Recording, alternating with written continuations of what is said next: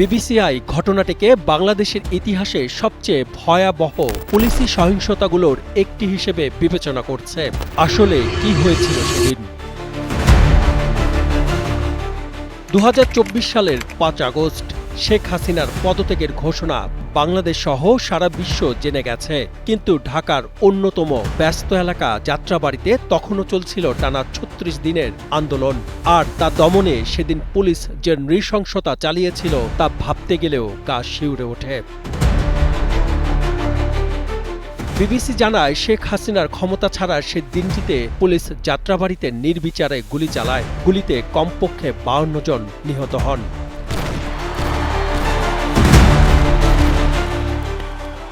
এক মাসেরও বেশি সময় ধরে চলা সরকার বিরোধী বিক্ষোভের শেষ দিনে ভয়াবহ ঘটনাটি কিভাবে ঘটেছিল সেটি বের করতে সরেজমিনে বেশ কয়েকবার যাত্রাবাড়ীর ঘটনাস্থল পরিদর্শন করে বিবিসি। তখনকার শত শত ভিডিও, ছবি ও প্রত্যক্ষদর্শীর সাক্ষ্য গ্রহণ এবং সেগুলো বিশ্লেষণ করে আন্তর্জাতিক গণমাধ্যমটি।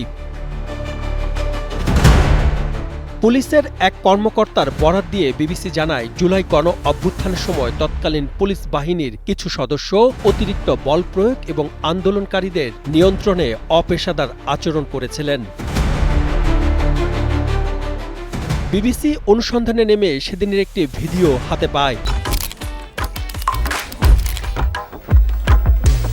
AutoPay on, hassle's gone. Sign up for PataPay. PataPay, your universe, your way. সেখানে দেখা যায় 5 আগস্ট বিকেলে যাত্রাবাড়ীতে পুলিশ নির্বিচারে গুলিবর্ষণ করছে। ভিডিওটি এমন একজনের মুঠোফোন থেকে বিবিসি সংগ্রহ করেছে, যিনি নিজেও সেদিন পুলিশের গুলিতে প্রাণ হারিয়েছেন। সেদিন শেষ মুহূর্তে হত্যাকাণ্ড চলেছিল কতক্ষণ? 5 আগস্টের দুপুরের সময় কিছু ড্রোন ভিডিও বিবিসির হাতে আসে। ভিডিওর মেটাডেটা তথ্য বিশ্লেষণ করে দেখা গিয়েছে, বেলা 3:17 যাত্রাবাড়ী থানার সামনের মহাসড়কে বিক্ষোভকারীদের ওপর গুলি চালিয়েছিল পুলিশ। পুলিশের গুলিতে হতাহতদের ভ্যান, রিকশা ও বাইকে করে আহত ব্যক্তিদের হাসপাতালে নিয়ে যাওয়ার চেষ্টা করেন আন্দোলনকারীরা।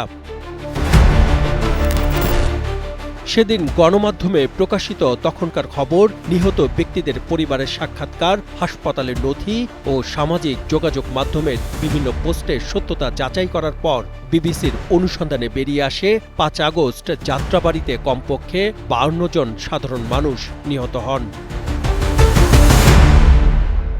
5 আগস্টের ঘটনায় যাত্রাবাড়ী থানার পুলিশ কর্মকর্তাদের বিরুদ্ধে বেশ কিছু মামলা করা হয়েছে। এর মধ্যে থানার তৎকালীন ভারপ্রাপ্ত কর্মকর্তা ওসি আবুল হাসানের বিরুদ্ধেও মামলা করা হয়েছে, কেননা তার উপস্থিতিতেই ঘটনাস্থলে হত্যাকাণ্ড চলে। পুলিশেরই সদস্য এই নৃশংস হত্যাকাণ্ড চালিয়েছে, তাই এক ইমেল বার্তায় বাংলাদেশ পুলিশের ঊর্ধ্বতনদের বক্তব্য জানতে চেয়েছিল বিবিসি। পুলিশের তরফ থেকে বিবিসিকে জানানো হয়, ঘটনার সঙ্গে যুক্ত কর্মকর্তাদের বিচারের মুখোমুখি করার জন্য প্রয়োজনীয় পদক্ষেপ নিতে শুরু করেছে বাংলাদেশ পুলিশ। সাতমান সাকিব, কালের কণ্ঠ।